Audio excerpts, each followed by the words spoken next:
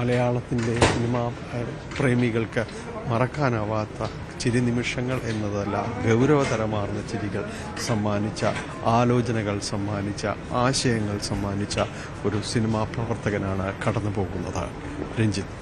തീർച്ചയായും മലയാള സിനിമയ്ക്ക് ഒരുപാട് കഥാപാത്രങ്ങൾ, ഒരുപാട് തിരക്കഥകൾ, സംവിധാനം, ഇവയിലൊക്കെ മികവ് തെളിയിച്ച ശ്രീനിവാസൻ അദ്ദേഹത്തിന് അന്ത്യാഞ്ജലി അർപ്പിക്കുകയാണ് മലയാളക്കര.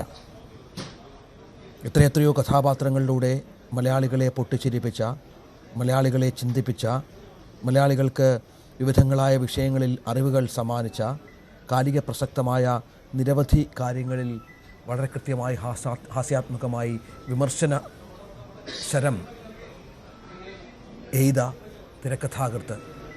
അദ്ദേഹത്തിൻ്റെ കഴിഞ്ഞ കുറേ നാളുകളായി ഏറെ പ്രയാസപ്പെട്ട അവസ്ഥയിലായിരുന്നു അതിൻ്റെ ജീവിതം. പക്ഷേ ഇത്ര പെട്ടെന്ന് ഒരന്ത്യം സംഭവിക്കും എന്ന കാര്യത്തിൽ അത്തരത്തിലൊരു വ്യക്തത ഉണ്ടായിരുന്നില്ല. വളരെ പെട്ടെന്ന് സംഭവിച്ചതാണ്. അന്ന് രാവിലെ അവിടെ ഡയാലിസിനായി ആശുപത്രിയിലേക്ക് കൊണ്ടുപോകുന്ന വഴി പെട്ടെന്ന് ദേഹാസ്വാസ്ഥ്യമുണ്ടാവുകയും തുടർന്ന് മരണത്തിലേക്ക് വളരെ പെട്ടെന്ന് കാര്യങ്ങൾ എത്തുകയുമായിരുന്നു. കുടുംബാംഗങ്ങളായി മകനും 2 മക്കളും തങ്ങളുടെ ഷൂട്ടിംഗ് ആവശ്യങ്ങൾക്കായി പല സ്ഥലങ്ങളിലായിരുന്നു. വളരെ പെട്ടെന്ന് തന്നെ അവർ ശ്രീനിവാസൻ്റെ ഭൗതിക ശരീരത്തിനടുത്തേക്ക് ഓടിയെത്തി.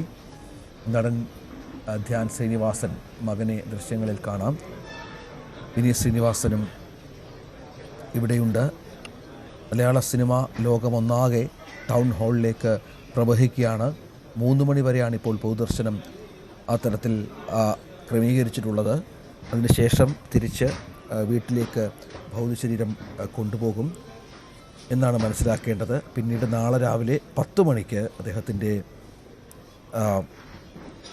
സ്വവസതിയിൽ തന്നെയാണ് ഇപ്പോൾ സംസ്കാര ചടങ്ങുകൾ ക്രമീകരിച്ചിട്ടുള്ളത്. നാളെ രാവിലെ വരെ ഭൗതിക ശരീരം വീട്ടിൽ പൊതുദർശനത്തിന് വെക്കും. കൂടുതൽ ആളുകളും ടൗൺ ഹാളിലേക്ക് എത്തി അവസാനമായി ശ്രീനിവാസന് അന്ത്യാഞ്ജലി അർപ്പിക്കണം എന്നാണ് കുടുംബാംഗങ്ങളും അമ്മ മാക്ട പ്രവർത്തകരും ആവശ്യപ്പെട്ടിട്ടുള്ളത്. അത് മറ്റൊന്നും കൊണ്ടല്ല, വളരെ സ്ഥല പരിമിതി, ചെറിയ വഴികളൊക്കെയുള്ള ഒരു പ്രദേശമാണ്. വലിയൊരു ക്രൗഡിനെ അവിടേക്ക് കൺട്രോൾ ചെയ്യുക എന്നുള്ളത് പ്രയാസകരമായ ഒരു കാര്യമാണ്. സ്വാഭാവികമായും അതുകൊണ്ട് തന്നെ കൂടുതൽ ആളുകൾ ഇവിടെ എത്തിച്ചേരണം എന്നുള്ള ആവശ്യമാണ് ഇപ്പോൾ മുന്നോട്ട് വച്ചിരിക്കുന്നത്. മലയാളത്തിൽ ഹാസ്യ നടനായി വന്ന് തിരക്കഥാകൃത്തും സംവിധായകനുമൊക്കെയായി തിളങ്ങിയ ബഹുമുഖ പ്രതിഭ, മലയാളികളെ ചിരിപ്പിക്കുകയും ചിന്തിപ്പിക്കുകയും മറ്റും ചെയ്ത അതുല്യ നടൻ, മലയാള സിനിമയുടെ ശ്രീ എന്ന് വേണമെങ്കിൽ വിശേഷിപ്പിക്കാവുന്ന ശ്രീനിവാസൻ ഇപ്പോൾ വിടവാങ്ങുന്നു എന്നുള്ളതാണ് ഏറ്റവും സങ്കടകരമായ കാര്യം. ശാരീരിക ബുദ്ധിമുട്ടും മറ്റും കൊണ്ട് കഴിഞ്ഞ കുറേ നാളായി അവശനിലയിലായിരുന്നു അദ്ദേഹം എന്ന കാര്യം എല്ലാവർക്കും അറിയാം.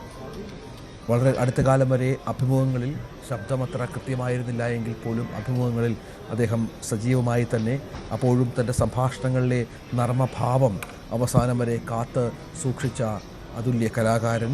കേരളത്തിൽ ഈ അടുത്ത സമയത്ത് ഏറ്റവും പ്രധാനപ്പെട്ട ചില തെരഞ്ഞെടുപ്പ് ഫലങ്ങൾ വന്ന ഒരു സമയം കൂടിയാണ്. തെരഞ്ഞെടുപ്പിലും ശ്രീനിവാസൻ്റെ സന്ദേശം എന്ന സിനിമയിലെ സംഭാഷണങ്ങൾ ഏറ്റവും കൂടുതൽ ചർച്ചയായി. CPM-നേറ്റ തിരിച്ചടിയിൽ നേതാക്കളുടെ മറുപടി ശ്രീനിവാസൻ എഴുതിയ സംഭാഷണങ്ങളും ചേർത്ത് ട്രോളായി ജനങ്ങളെ ചിരിപ്പിച്ചതൊക്കെ നമ്മൾ കണ്ടു. ഈ തെരഞ്ഞെടുപ്പിൽ മാത്രമല്ല, എല്ലാ തെരഞ്ഞെടുപ്പുകളിലും ചർച്ചയാകുന്ന കാലാതീതമായ നർമ്മ സംഭാഷണങ്ങളായിരുന്നു ശ്രീനിവാസൻ്റെ തൂലികയിൽ പിറവിയെടുത്തത്. തിരക്കഥ നിർവഹിച്ച തൻ്റെ സിനിമകളിലൂടെ സമാനതകളില്ലാത്ത രാഷ്ട്രീയ നിരീക്ഷണം അദ്ദേഹം പങ്കുവച്ചു. ശ്രീനിവാസൻ്റെ രാഷ്ട്രീയ ആക്ഷേപഹാസ്യങ്ങൾ ജനമനസ്സുകളിൽ ആഴ്ന്നിറങ്ങി.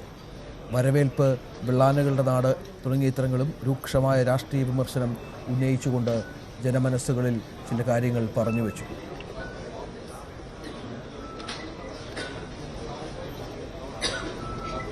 തെരഞ്ഞെടുപ്പിൽ എന്തുകൊണ്ട് തോറ്റു എന്ന് വിലയിരുത്തുന്ന സിനിമയിലെ രംഗങ്ങളൊക്കെ, എന്തുകൊണ്ട് തോറ്റു എന്ന് കൃത്യമായി പറയൂ എന്ന് പറയുന്ന ബോബി കൊട്ടാരക്കരുടെ കഥാപാത്രം, സാധാരണക്കാരെ അണികൾക്ക് മനസ്സിലാകാത്ത വിധത്തിൽ തെരഞ്ഞെടുപ്പ് അവലോകനം നടത്തുന്ന നേതാക്കളോട് അവരോടുള്ള ചോദ്യമായി അതിന്നും അവശേഷിക്കുകയാണ്. ഒപ്പം വിഘടനവാദികളും പ്രതിക്രിയാവാദികളും പ്രഥമദൃഷ്ട അകൽച്ചയിലായിരുന്നെങ്കിലും അവർക്കിടയിലുള്ള അന്തർധാര സജീവമായിരുന്നു എന്ന് വേണം കരുതാൻ എന്നൊക്കെയുള്ളത് ഇപ്പോഴും പല ഭരണതപ്രജ്ഞരായ CPM നേതാക്കളും ഉപയോഗിക്കുന്ന വാക്കുകളാണ്. സാധാരണക്കാരെ അണികൾക്ക് മനസ്സിലാകാത്ത ഇത്തരം വാക്കുകൾ വളരെ ഹാസ്യാത്മകമായി ശങ്കരാടിയിലൂടെ ശ്രീനിവാസൻ ജനമനസ്സിൽ അവതരിപ്പിച്ചു. അതിന്നും കാലാനുവർത്തിയായി ഇന്നും നിലനിൽക്കുന്നു എന്നുള്ളതാണ് ഏറ്റവും പ്രധാനപ്പെട്ട കാര്യം. ബ്യൂറോക്രസിയും രാഷ്ട്രീയക്കാരും തമ്മിലുള്ള അവിശുദ്ധമായ ബന്ധം സാധാരണക്കാരെ എങ്ങനെ ബുദ്ധിമുട്ടിക്കുന്നു എന്നുള്ളത് വെള്ളാനകളുടെ നാട് എന്ന സിനിമ ചിത്രീകരിച്ചു. ആ സിനിമ വളരെ കൃത്യമായി തന്നെ ജനങ്ങളുടെ ഇടയിലേക്ക് വേരൂന്നി. അറബിക്കടയിലെ ക്യൂബ മുകുന്ദൻ എന്ന കഥാപാത്രം മലയാളിയെ ഇരുത്തി ചിന്തിപ്പിച്ച ഒരു കഥാപാത്രമായിരുന്നു. നാട്ടിൽ കമ്മ്യൂണിസ്റ്റുകാരനായി ജീവിച്ച് പാർട്ടിക്ക് വേണ്ടി ജീവിച്ച ശേഷം പാർട്ടിയിലെ ചില നേതാക്കളുടെ ചതി കൊണ്ട് പ്രവാസ ജീവിതത്തിലേക്ക് കടക്കേണ്ടി വന്ന ക്യൂബ മുകുന്ദൻ പിന്നെ തിരിച്ചു വരുമ്പോൾ ചോരവീണ മണ്ണിൽ നിന്ന് ഉയർന്നു വന്ന ചെങ്കൊടി എന്ന ഗാനം ക്യൂബ മുകുന്ദനെ സ്വീകരിക്കുന്നതൊക്കെ നമ്മളേറെ ചലനാത്മകതയോടെ വെള്ളിത്തിരയിൽ കണ്ടു. അപ്പം അതിൽ തന്നെയാണ് പ്രവാസ ജീവിതത്തിൻ്റെ പ്രശ്നങ്ങളൊക്കെ ചൂണ്ടിക്കാട്ടിയ തിരക്കഥകളായിരുന്നു അത് എന്നുള്ളത്.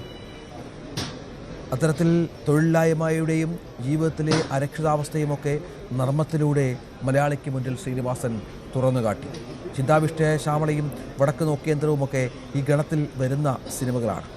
ദാസനും വിജയനുമൊക്കെ ഇന്ന് മലയാളിയുടെ നിത്യജീവിതത്തിലെ പ്രധാന കഥാപാത്രങ്ങൾ. ശ്രീനിവാസനെ ഓർമ്മിക്കാത്ത ഒരു സിനിമാ ദിവസം പോലും ഒരു പക്ഷേ മലയാളത്തിന് ഇനിയും ഉണ്ടാകില്ല, ഇതുവരെ ഉണ്ടായിട്ടില്ല. കാരണം അദ്ദേഹത്തിൻ്റെ കഥാപാത്രങ്ങൾ, അദ്ദേഹത്തിൻ്റെ ഡയലോഗുകൾ, അദ്ദേഹം എഴുതിയ ഡയലോഗുകളൊക്കെ വളരെ പ്രധാനമായി ഇപ്പോഴും സജീവമായി ചർച്ചയാകുന്ന ഒരു സോഷ്യൽ മീഡിയ കാലത്തിലൂടെയാണ് നമ്മൾ കടന്നു പോകുന്നത് എന്നുള്ളത് കൂടി ചേർത്ത് വെക്കണം.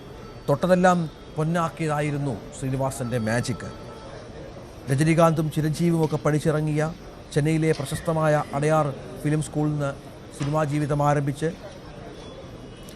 സിനിമാ പഠനം കഴിഞ്ഞ് അഭിനയിക്കാൻ അവസരങ്ങൾ തേടി വരുമെന്ന മിഥ്യാധാരണയോടെ ചെന്നൈയിലേക്ക് ചെല്ലുന്നു. അവിടെ കുറേ നാൾ കഷ്ടപ്പെടുന്നു.